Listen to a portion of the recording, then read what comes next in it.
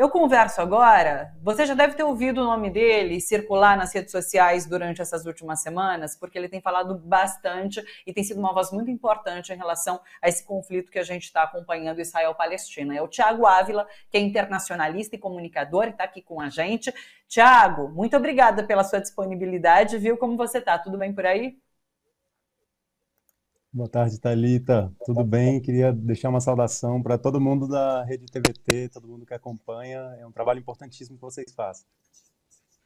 Muito obrigada, Thiago. E obrigada por estar aqui com a gente. A gente quer te ouvir sobre esse conflito. Estava conversando agora com o Fernando. A gente tem conversado. Essas últimas 3 semanas, essa pauta não tem deixado aqui o noticiário e aqui na TVT, inclusive.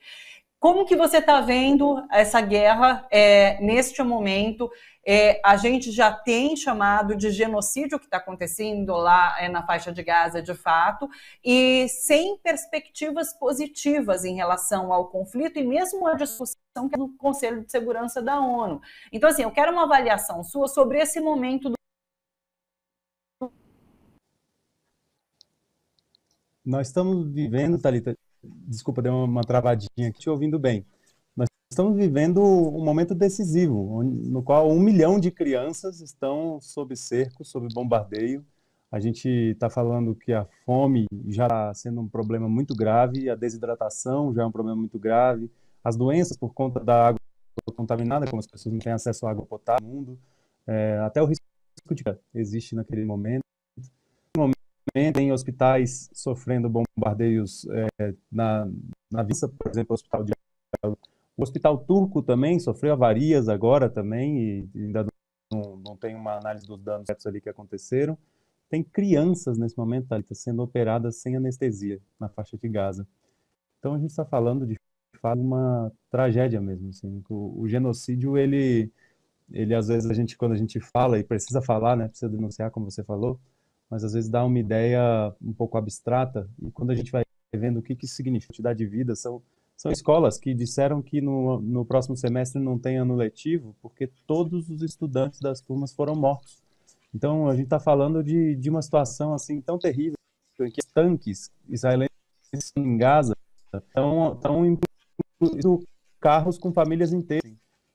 De fato, a gente está falando de uma situação que nós vamos falar ao longo de toda a história. Assim. As pessoas vão perguntar o que nós estamos fazendo nesses 24 dias de genocídio em Gaza, vão perguntar por que a ONU não conseguiu cumprir a sua missão de deter o genocídio, vão perguntar a posição de cada país em relação a isso, vão se envergonhar da posição genocida dos Estados Unidos de vetar a resolução de uma trégua humanitária temporária, dos demais países também que não aceitaram a proposta de fato, de um cessar-fogo imediato, e vão lembrar dos povos que estão indo para as ruas aos milhões em tantos lugares, 500 mil de pessoas em Londres, 1,5 milhão de pessoas na Turquia, 2,5 milhões no Iraque, pessoas que estão indo desafiar um meio midiático, porque os grandes veículos de comunicação que são submetidos na sua linha editorial ao imperialismo e ao sionismo, né, repetem incessantemente que não pode ter cessar-fogo, que isso vai prejudicar, na verdade, o povo de Israel, que isso não vai resolver a situação dos palestinos, que isso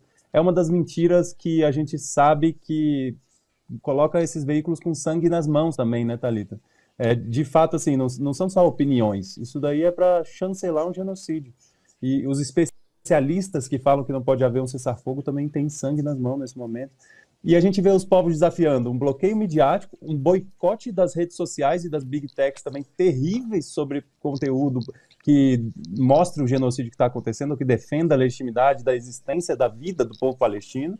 Além disso, a gente enfrenta governos aplicando sanções, criando banimentos a manifestações, restrições do direito de liberdade de expressão e uma série de produções de cultura islamofóbica em todos os países, gerando atos de violência, atos de ação. Então, nós estamos vivendo um momento semelhantes àqueles que a gente viveu no início da guerra contra o terror dos Estados Unidos, que é importante a gente lembrar, também foi promovida a partir de uma mentira das armas de destruição em massa no Iraque, né, Thalita? Então, nesse momento, nós estamos vivendo uma guerra de informação e um genocídio no terreno, não só em Gaza, como você lembrou bem, que você estava falando ali mais cedo, na Cisjordânia também, e na fronteira do Líbano. Todos os dias já tem mortes, inclusive morreu um repórter da Reuters lá, atingido por um míssil de Israel, e nós temos que cumprir esse nosso papel, de romper o cerco midiático, denunciar e apontar um caminho para a paz verdadeira. A paz verdadeira, como você falou, ela é improvável nesse momento, porque os tambores da guerra estão soando para o imperialismo manter ali como um fronte, um polo de intervenção da sua política imperialista, e ao mesmo tempo a política sionista que quer tomar aquela terra como um todo e que pensa uma grande Israel em que não tenha povo palestino ali. Então, o que a gente poderia esperar, por exemplo, em outros anos, em 1946, Thalita, houve uma grande missão de paz da ONU que expulsou os exércitos de Israel da Península do Sinai, do Canal de Suez, e restabeleceu a paz na região. Nesse momento, nós não temos um organismo multilateral internacional capaz de fazer isso.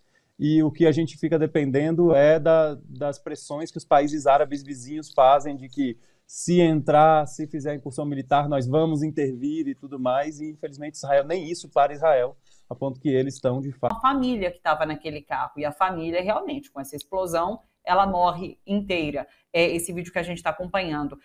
A gente não tem essa tradução nesse vídeo, mas já há tradução circulando nas redes, que é isso que ele disse, que uma família estava ali no carro e essa família morre por conta desse bombardeio. Tiago, eu queria que você falasse um pouco mais sobre esse cerco das redes sociais, essa censura que está havendo a quem, de alguma forma, defende a Palestina.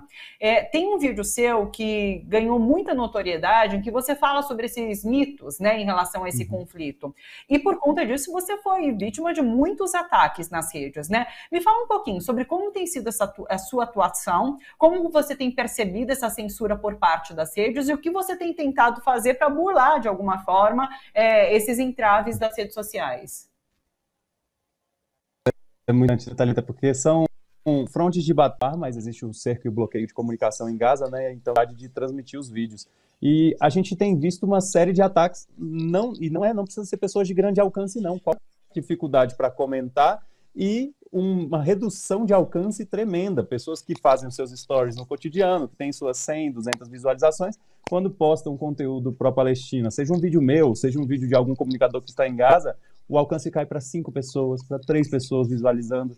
Então, é uma prova da falsa democracia ocidental moderna, né, Thalita? Porque eles sempre se arvoram como os estados democráticos e naquela lógica orientalista, os países árabes são violentos, antidemocráticos, ditaduras, mas a gente vai vendo que a hegemonia dessa sociedade capitalista ocidental moderna, ela é mantida a partir de muita coerção, tá aí a violência, né? Tudo que Israel está promovendo junto com os Estados Unidos e que os Estados Unidos promovem em tantos lugares, inclusive aqui no Brasil, né? Com 200 anos da doutrina Monroe sendo completada agora mas também a partir do consentimento, um consentimento fabricado tentando silenciar as ideias que trazem a verdade sobre o que acontece no mundo, sobre o que acontece nas nossas relações sociais de classe, e no fim das contas é algo que nós precisamos combater. Então, eles dizem que em nome da liberdade, da democracia e dos direitos humanos estão silenciando as pessoas que estão dizendo a verdade, inclusive baseando-se na ONU, na Human Rights Watch, na Anistia Internacional.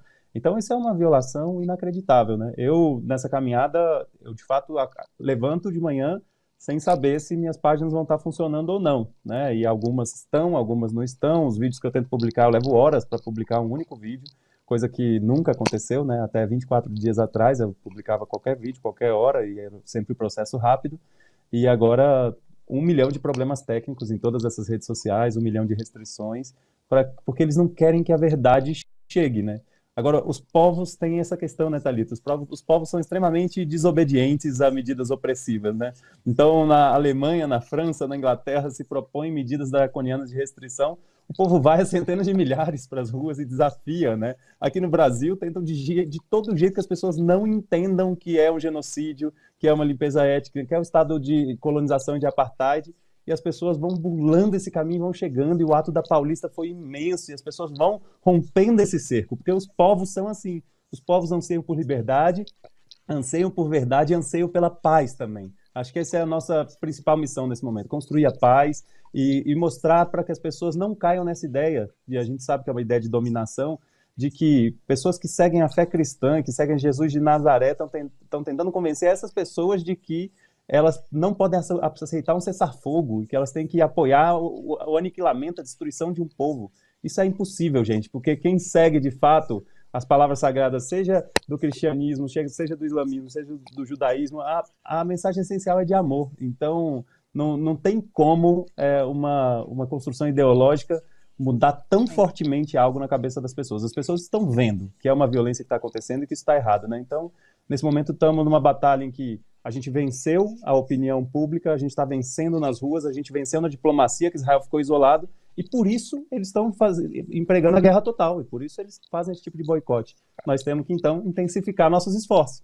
Atos cada dia mais massivos, ações cada dia mais intensas nas redes, divulgação cada dia mais intensa de programas como o de vocês, como a TVT, como conteúdo que traz a verdade, e assim a gente avançar para uma construção de paz verdadeira a partir dos povos. São os povos que vão ensinar para os governos e pressionar os governos para o caminho que a gente precisa construir.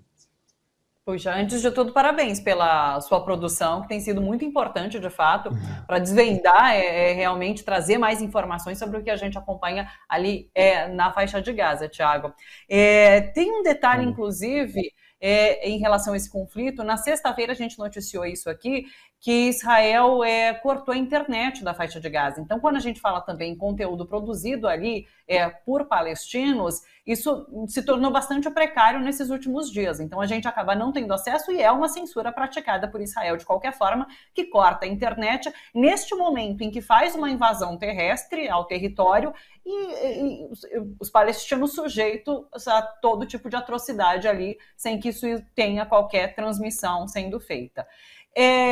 Thiago, eu queria tirar uma dúvida, eu queria a sua opinião sobre um debate que tem acontecido, e que é um debate político em torno dos números que surgem dessa guerra.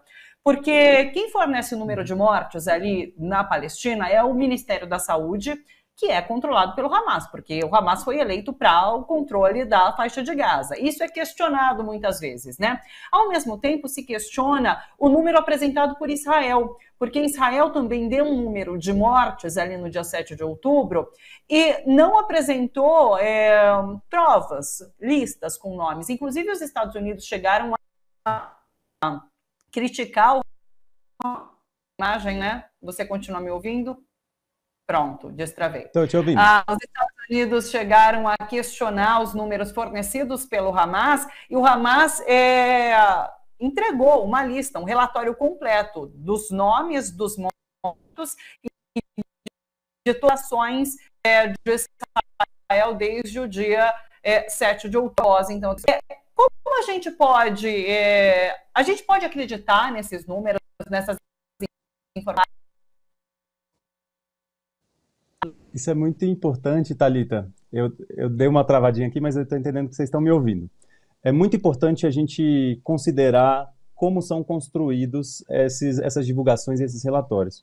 O Ministério da Saúde da Palestina, ele, de fato, ele está lidando com informações da gestão de Gaza, que desde 2006, na eleição, e depois consolidado em 2007, no conflito entre Hamas e Fatah, está sob cargo do Hamas. Agora, a gente sabe também que a Human Rights Watch e o Crescente Vermelho, que é a Cruz Vermelha na região, numa região onde a religião hegemônica não é o cristianismo, não se chama Cruz Vermelha, se chama, onde é o islamismo, se chama Crescente Vermelho, né? Então, lá, o Crescente Vermelho atesta que os números apresentados, não só dessa vez, mas os números apresentados em 2014, os números apresentados em 2012, em todos os outros massacres que houve em Gaza, porque infelizmente já houve 5 grandes massacres desde o cerco total em 2007, os números costumam bater. Então eles falaram, olha, esses números eles costumam ser fidedignos, costumam ser realmente fazer sentido com os nossos próprios controles. Então, não tem por que duvidar dessas organizações, e a história provou que não tem por que duvidar dessas organizações. Ao contrário, o exército de Israel, a força de ocupação de Israel, como você informou bem, eles saíram do dia 7 de outubro dizendo que era o 11 de setembro do povo de Israel, ou era Pearl Harbor do povo de Israel. E aí, daquele processo, veio um número que naqueles 3 primeiros dias estava na cifra de 1.200 pessoas, onde eles diziam que eram quase... E aí, depois disso, aumentou para mais 205 pessoas. Só que as condições desse aumento das 205 pessoas não são muito bem especificadas, né? E mesmo as outras 1.200 são muito bem especificadas. Por muita pressão, Aí o IDF, né, que é as Forças de Defesa de Israel, que a gente chama de IOF, que é Forças de Ocupação de Israel, eles apresentaram um relatório com 600 nomes.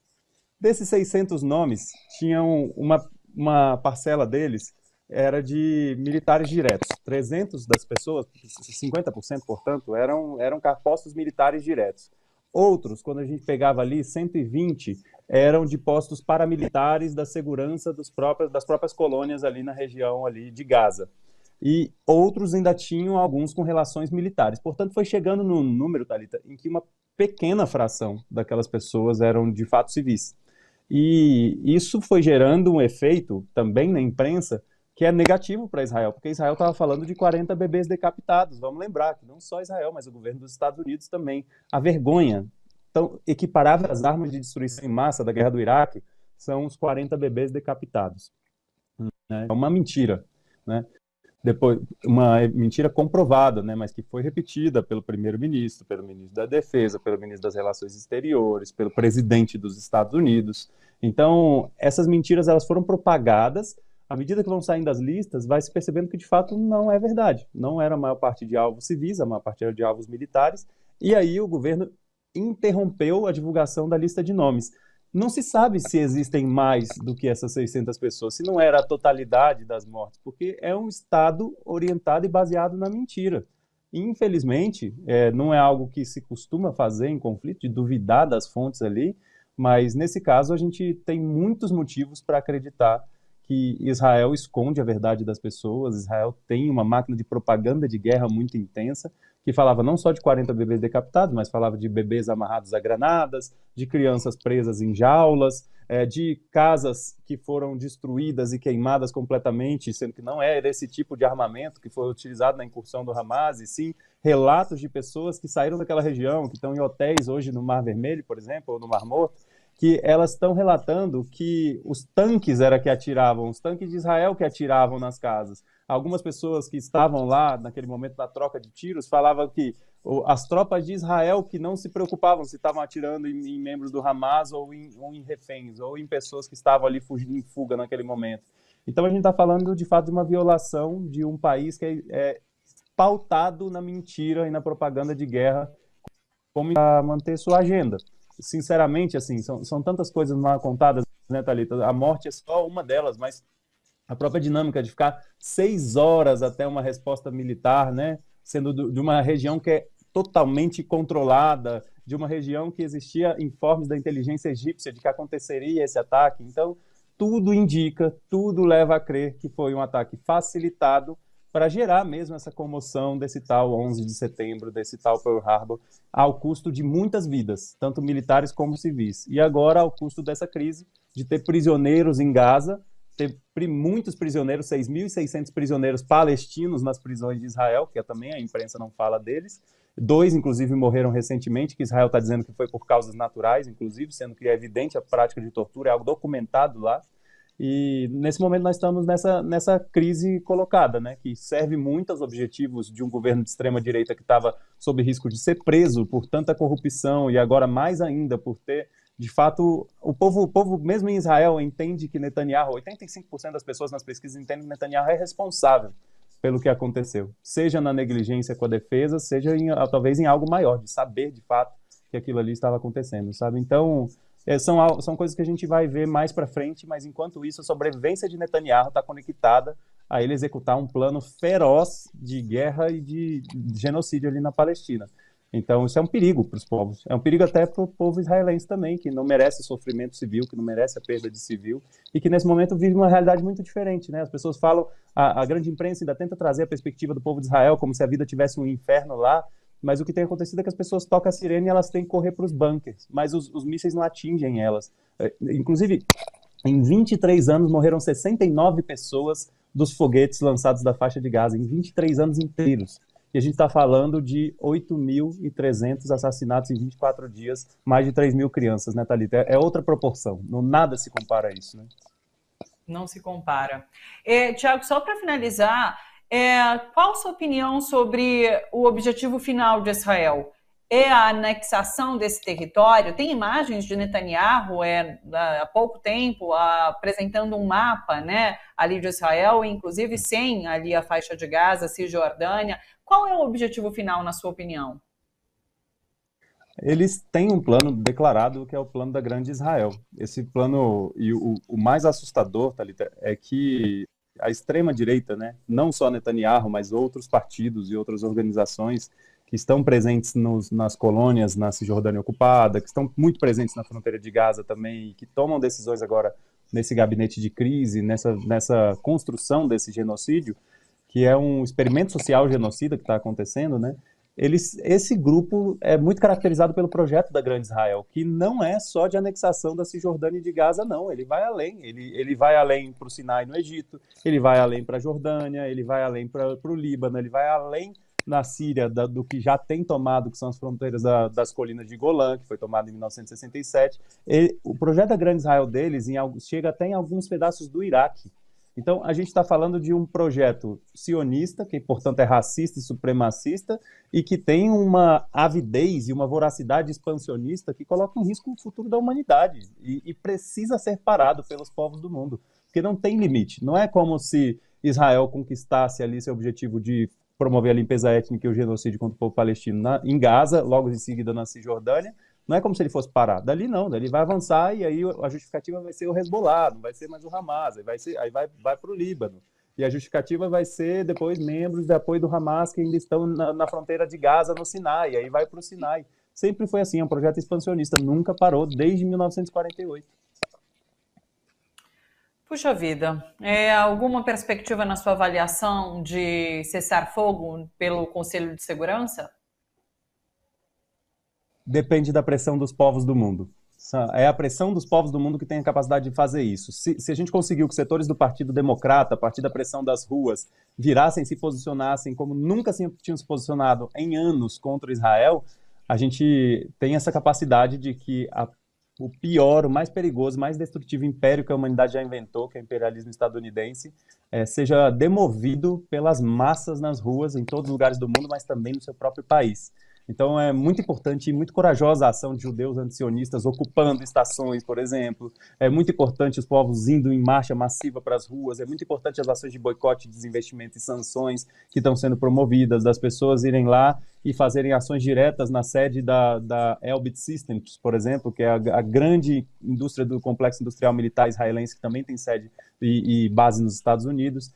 É muito importante todas as ações. Assim, pensando... Thalita, o que nós não devemos fazer para impedir a morte de 1 milhão de crianças? Não tem nada, nós temos que fazer tudo o que tiver ao nosso alcance, né? Todos os esforços são necessários nesse momento. Então, combinar todas as formas de luta, nas redes, nas ruas, institucionais, em ações diretas, criativas, em todo tipo de ação diplomática, todo tipo de pressão é necessária. O mundo precisa salvar 1 milhão de crianças nesse momento e não tem esforço que não seja justificado nesse ponto. Só assim a gente consegue um cessar-fogo. É muito mais de baixo para cima do que a ONU salvando a gente. É muito mais os povos impondo uma derrota aos Estados Unidos na ONU e, de fato, salvando 1 milhão de crianças.